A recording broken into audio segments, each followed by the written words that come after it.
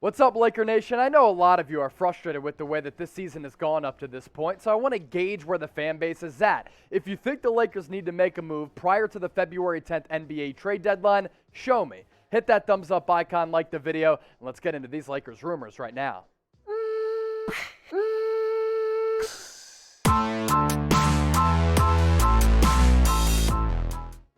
You're watching the Lakers Report by Chat Sports. I'm your host, Chase Senior. Coming up on today's show, a bevy of rumors surrounding Talen Horton-Tucker, Myles Turner, Frank Vogel, Rob Pelinka, because, man, this is really a fascinating basketball team up to this juncture of the season, given how everything is played out. So we begin with the latest on Talen Horton-Tucker. According to the Los Angeles Times, Lakers are shopping THT, who they signed an NBA free agency to that $30+ million contract this past summer. THT was tossed in trade rumors last year, almost dealt for Kyle Lowry, but Rob Pelinka elected to hang on to one of the young assets on this roster and not include him in that deal for one of the better and older point guards in the NBA. But this year, THT started the year on the injured list, and since then really hasn't lived up to the expectations, considering the expectations that the organization had for him and the money that they're paying him. Of course, I still think THT does have some upside, but it's never easy playing alongside LeBron James, Russell Westbrook, because they're both ball-dominant players,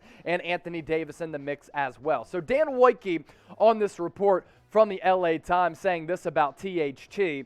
The Lakers are trying to find help, though their options appear limited. According to people with knowledge of the situation, the team is shopping 21-year-old THT in trade discussions.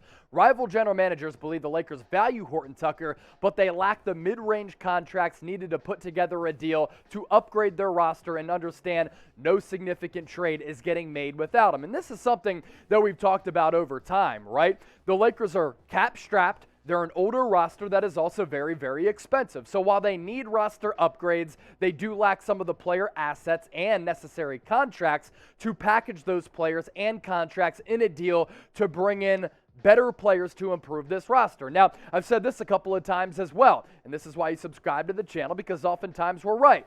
I'm kidding. Sense of humor. Sarcastic. Get with it. The Lakers should have dealt Talen Horton-Tucker for Kyle Lowry. That's what they should have done at the NBA trade deadline last year. And Lowry, I think, would have aided some of the Lakers' struggles last year.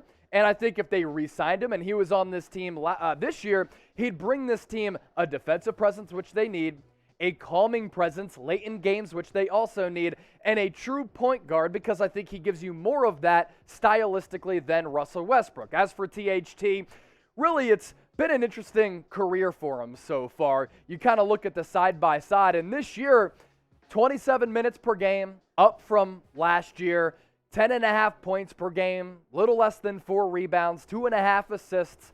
Really the frustrating thing is the 41% marksman or lack thereof from the field. So I think Talen Horton-Tucker would tell you he can be better. So given this report from the LA Times, what do you think the Lakers should do with Talen Horton-Tucker? Should they trade him?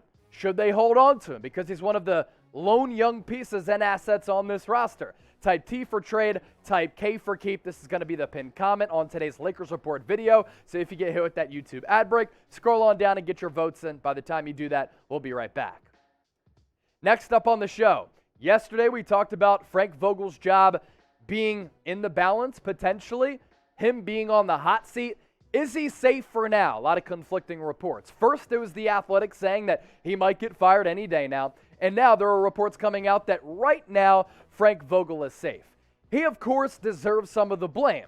But ownership, the front office, general manager LeBron James also deserves some of the blame as well, because Frank Vogel is coaching a roster that clearly has some holes, as evidenced by how the season has progressed. Now, back in the summer, I was like, look, you're trying to go all in this year.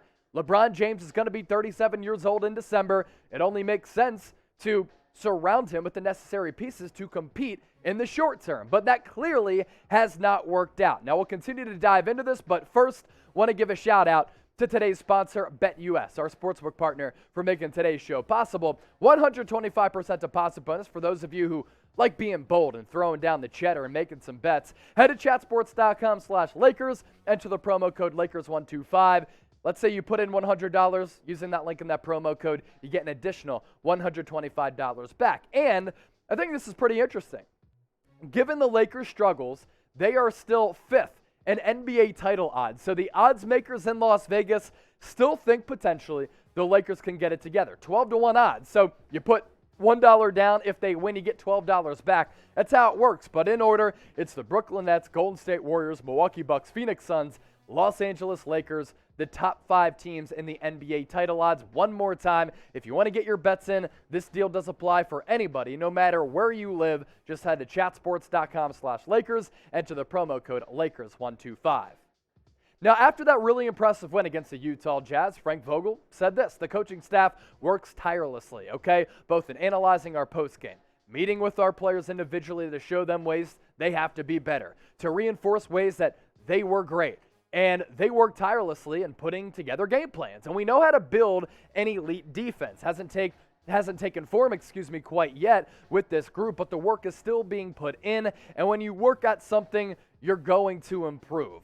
Now, of course, but this has been a long sample size up to this point. Lakers' defense has been bad. They lack some athleticism. They lack shooting and floor spacing. Again, this is a combination of a couple of things. It can be blamed on the coaching staff to a certain degree. It can also be blamed with the roster construction. One of those arguments where both things can be true at the same time. You don't have to pinpoint one thing necessarily, although nowadays we do that a lot as a society. Dan Woike continued to expand on this. The statement was made to the media, but it might as well have been aimed at Lakers executives Rob Pelinka, Kurt and Linda Rambis, and ultimately Jeannie Buss.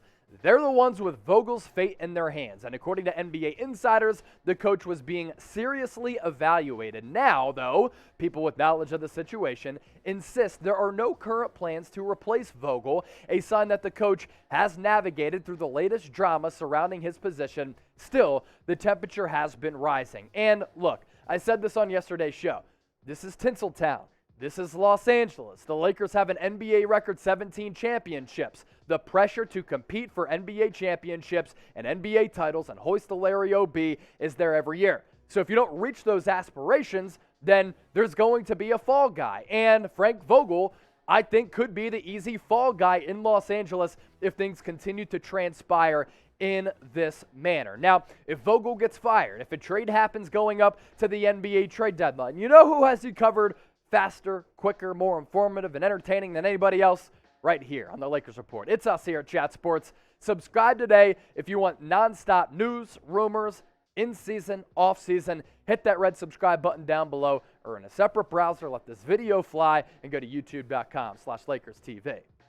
Now, who is to blame? This is another rumor going on in the atmosphere right now. You let me know in the comment section. Who's to blame? Is it Frank Vogel? Is it the front office? I think LeBron James kind of has that sentiment where he likes to have roster control, especially at this point of his career, and he certainly earned that, but he was one of the big players in bringing in Russell Westbrook, and that deal really has not proven to be a successful one.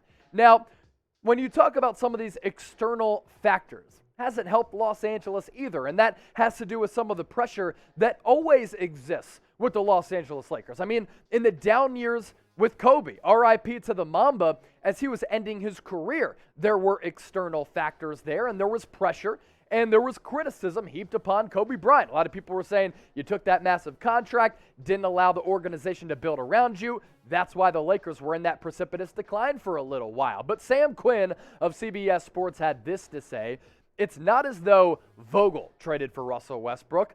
Blame for that falls on the executives who saw an opportunity to reshape a championship roster but only ended up dismantling it. Shooters were replaced with redundant, high-usage ball handlers like Russell Westbrook. Defenders were swapped out for turnstiles. Even the personality fits were often disastrous. Whether or not Vogel deserves to be fired is ultimately debatable. Here's what isn't. The front office has done a far worse job building this team than Vogel has coaching it. Pelinka and Rambis gave Vogel a defective roster, and they are just as culpable for it and its impending failure as he is. So if he goes, it stands to reason that they should be shown the door with him.